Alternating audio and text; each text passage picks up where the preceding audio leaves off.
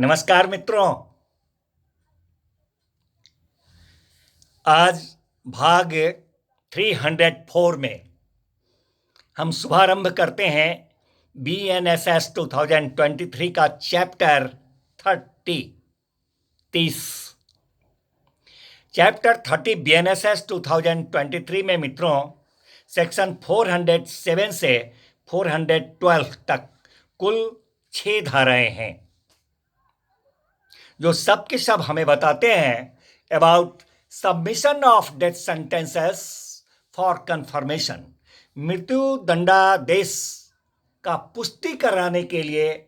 जो माननीय उच्च न्यायालय के समक्ष प्रस्तुत किया जाता है उसके बारे में इस चैप्टर के सारे सेक्शंस हमें बताते हैं। मित्रों, आज हम चर्चा करेंगे 3 सेक्शंस पर, सेक्शन 407, 408 और 409। सबसे पहले देखें सेक्शन 407 BNSS 2023 क्या कहता है।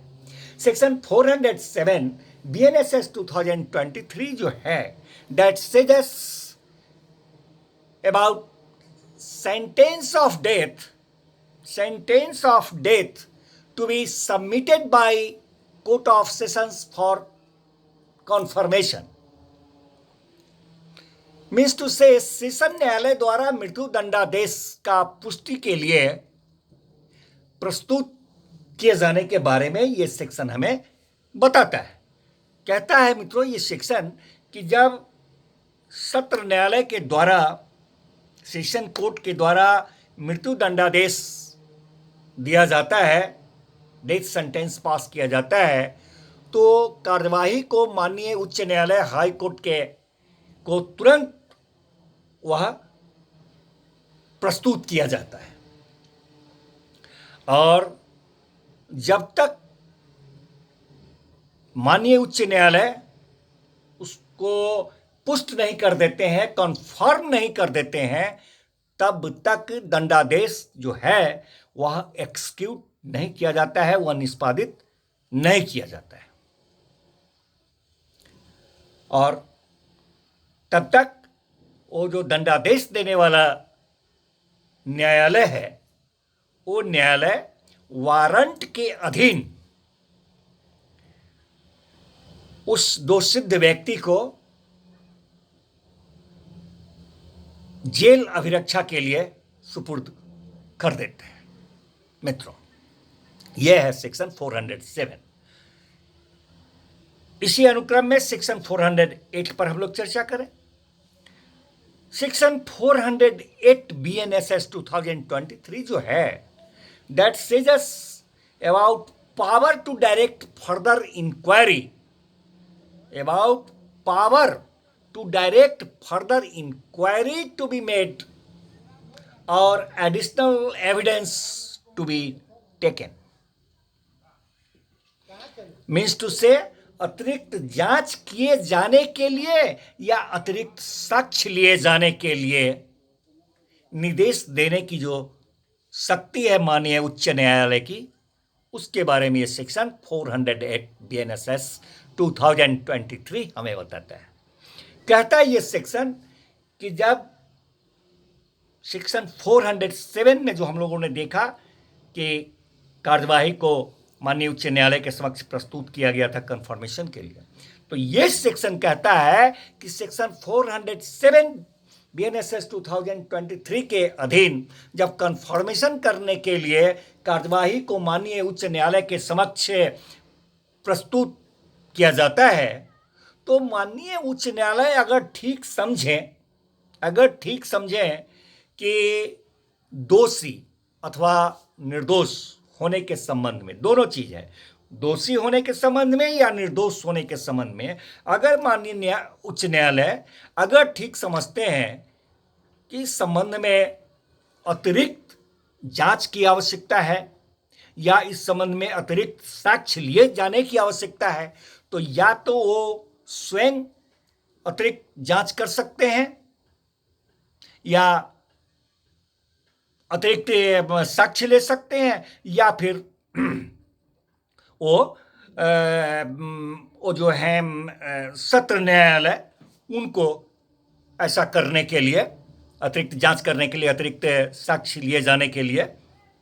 निर्देश दे सकते हैं। मित्रों, कहता है ये सेक्शन कि जब तक माननीय उच्च न्यायालय कोई अन्यथा निर्देश न दें तब तक वो जो दोषसिद्ध व्यक्ति है उस व्यक्ति को जो अतिरिक्त जांच होगा या अतिरिक्त साक्ष्य लिया जाएगा वहाँ उसको हाजिर उपस्थित होने से अभिमुक्ति दी जा सकती है। साथ ही मित्रों, जब जांच या साक्ष्य यदि कोई है माननीय उच्च न्यायालय द्वारा नहीं की गई है या वो साक्ष्य नहीं लिया गया है उस तरह का, तो कहता है ये सेक्शन कि ऐसी जांच या ऐसा साक्ष्य का परिणाम प्रमाणित करके उस न्यायालय को भेजा जाएगा। जी, अब मित्रों, अगला सेक्शन 409 BNSS 2023, उस पर चर्चा करें। Section 409 BNSS 2023 says that power of High Court to confirm sentence or annual conviction means to say दंडादेश को पुष्ट करने या दोष सिद्धि को बातिल करने की जो माननीय उच्च न्यायालय की शक्ति है उसके बारे में यह सेक्शन 409 BNSS 2023 हमें कहता है। मित्रों, ये सेक्शन कहता है कि सेक्शन 407 जिस पर अभी हम लोगों ने चर्चा किया, सेक्शन कहता है ये सेक्शन कि सेक्शन 407 BNSS 2023 के अधीन प्रस्तुत किसी भी मामले में माननीय उच्च न्यायालय दंडादेश की पुष्टि कर सकते हैं, जो सेंटेंस है उसको कंफर्म कर सकते हैं या फिर विधि समर्पित लॉ वारंटेड कोई अन्य दंडादेश जो उन्हें लगेगा सही वो दे सकते हैं, या दोष सिद्धि को बातिल कर दे सकते हैं और अभियुक्त को किसी ऐसे अपराध के लिए दोष सिद्ध कर सकते हैं, किसी ऐसे अपराध के लिए दोष सिद्ध कर सकते हैं जिसके लिए कि सत्र न्यायालय जो है सेशन कोर्ट उसे दोष सिद्ध कर सकती थी, या फिर उसी आरोप पर जो आरोप में वह दोष सिद्ध किया गया उसी आरोप पर या आरोप को संशोधित करते हुए, अमेंड करते हुए विचारण करने का आदेश माननीय उच्च न्यायालय दे सकते हैं, या फिर अभियुक्त को वो क्या कहते हैं कि एक्यूटल कर दे सकते हैं, दोष मुक्त कर दे सकते हैं। मित्रों,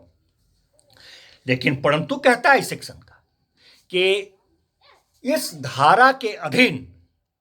इस पर हम लोग चर्चा कर रहे हैं, इस धारा के अधीन पुष्टि का कोई भी आदेश जो है वह तब तक नहीं दिया जाएगा जब तक कि अपील करने की जो अनुज्ञात अवधि है वह बीत न जाए, या फिर अगर उस अनुज्ञात अवधि के तहत अपील किया जा चुका है तो वह अपील का